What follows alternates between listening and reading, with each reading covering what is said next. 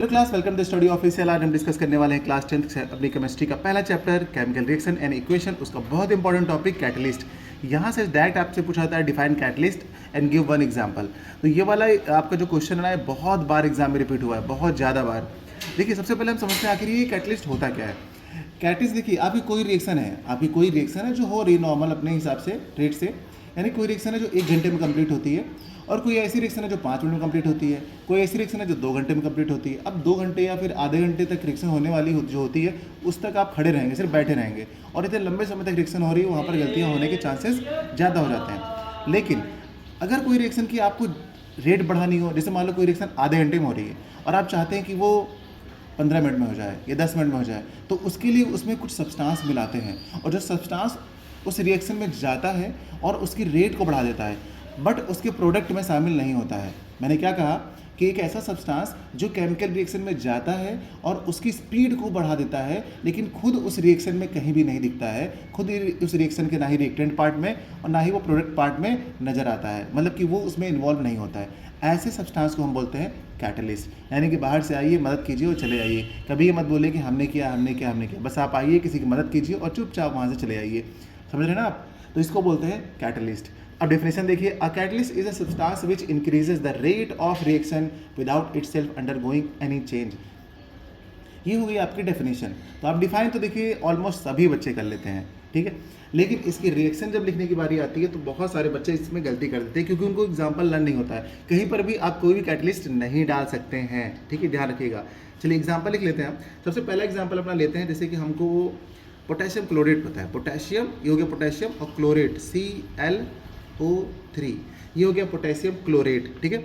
इसको हीट करेंगे हम, और हीट का सिंबल होता है बच्चों, ये हीट का सिंबल होता है अपना, ये ट्रायंगल बना दीजिए, डेल्टा जिसको बोलते हैं हम लोग। ये अपना हीट कर रहे हैं इसको, ठीक है। अब इसके ऊपर वाले यहाँ पर हमको कुछ ऐसा सब्सटेंस लिखना पड़ेगा जिसकी मदद से हम इसको गर्म कर रहे हैं। यानी कि यहाँ पर हम ले लेते हैं मैग्नीज डाइऑक्साइड, MnO2, यानी पोटेशियम क्लोरेट को हम मैग्नीज डाइऑक्साइड के प्रेजेंस में गर्म कर रहे हैं, हीट कर रहे हैं। तो ये प्रोड्यूस क्या करता है? ये प्रोड्यूस करता है potassium chloride, KCl, potassium chloride, और यहाँ से रिलीज होती है एक गैस जिसका नाम है ऑक्सीजन, ठीक है। ये अपनी केमिकल रिएक्शन कंप्लीट हो गई है बच्चों। अब इसको हम बैलेंस कर लेंगे, तो यहाँ पर लगा देंगे हम 3 और यहाँ पर लगा देंगे हम 2। अपनी केमिकल रिएक्शन पूरी ये बैलेंस हो चुकी है, ओके। तो ये रहा आपका पहला एग्जाम्पल। एक एग्जाम्पल चलिए ये रहा आपका, ठीक है। अब एक एग्जाम्पल और मैं बताता हूँ आपको, दूसरा एग्जाम्पल बताता हूँ।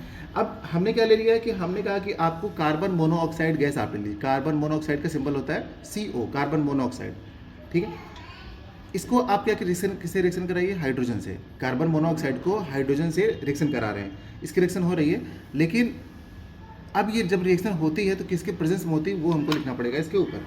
तो यहाँ पर जो रिएक्शन हो रही है ना, वो हो रही है किसके प्रेजेंस में? जिंक ऑक्साइड और प्लस CrO3, इसके प्रेजेंट में यहाँ पर ये रिएक्शन हो रही है। लेकिन यहाँ पर एक और कंडीशन है कि 300 डिग्री सेल्सियस का टेम्परेचर होना चाहिए, और इसका जो एटमॉस्फेरिक प्रेशर है वो 340 एटमॉस्फेरिक प्रेशर होना चाहिए, यानी ATM, ओके। अब इसके इतने, ये जो आपके दोनों लिखे हुए हैं ना, ये दोनों के दोनों यहाँ पर एज ए कैटलिस्ट काम कर रहे हैं। तो बनता है आपका यहाँ पे CH3OH, इसे बोलते हैं मिथेनॉल, ठीक है, इसे मिथेनॉल बोलते हैं। और इसका दूसरा नाम है मेथिल हाइड्रोक्साइड, इसको मेथिल हाइड्रोक्साइड भी बोलते हैं और इसको मिथेनॉल भी बोलते हैं। चलिए इसका नाम लिख लेते हैं हम यहाँ पर, इसको बोलते हैं हम मिथेनॉल। जब 4th चैप्टर आप पढ़ेंगे तब आप समझ जाएंगे इसका नाम कैसे लिया जाता है, क्यों उसको बोलते हैं मिथेनॉल, ठीक है। हम रिएक्शन कराते हैं यहाँ पर कार्बन मोनोऑक्साइड की हाइड्रोजन के साथ रिएक्शन कराते हैं जिंक ऑक्साइड और क्रोमियम ट्राईऑक्साइड के प्रेजेंस में, जब आपका टेम्परेचर 300 डिग्री सेल्सियस हो और 340 आपका एटमॉस्फेरिक प्रेशर हो, तो उस कंडीशन में हमारा बन के तैयार होता है मेथिल हाइड्रोक्साइड, या फिर हम इसको बोलते हैं मिथेनॉल। तो ये हमारा प्रोडक्ट बन के तैयार होता है। ये रिएक्शन आपको तैयार होगी तभी आप लिख पाओगे, यानी ये दोनों यहाँ पर एज ए कैटलिस्ट काम कर रहे हैं, है ना। एक चलिए एग्जाम्पल और देते हैं आपको हम। वो एग्जाम्पल सभी बच्चों को पता होगा, हर एक बच्चे को पता होगा, लेकिन फिर भी आप लोग जो है एग्जाम में दिखाते नहीं हैं।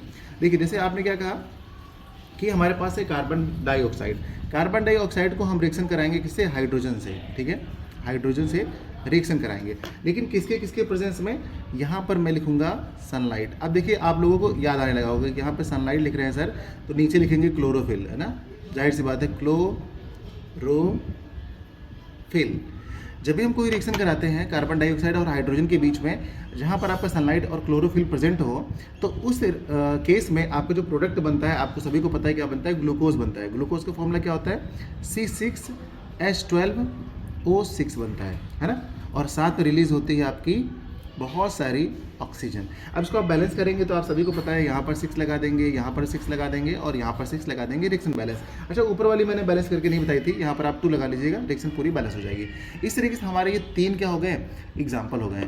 और ये तीनों एग्जाम्पल आप लर्न करके रखिएगा। जब भी आपके सामने आता है कैटलिस्ट से कोई एग्जाम्पल लिखने के लिए आता है, कोई रिएक्शन पूछी जाती है, बस फटाफट आप इसमें से कोई भी दे दीजिएगा, आपका काम बन जाएगा। उम्मीद करते हैं बच्चों ये रिएक्शन आपको समझ में आई होगी। समझ में आई हो तो अपने दोस्तों से शेयर कीजिएगा और मिलते हैं अगली क्लास में नए वीडियो के साथ। Bye bye.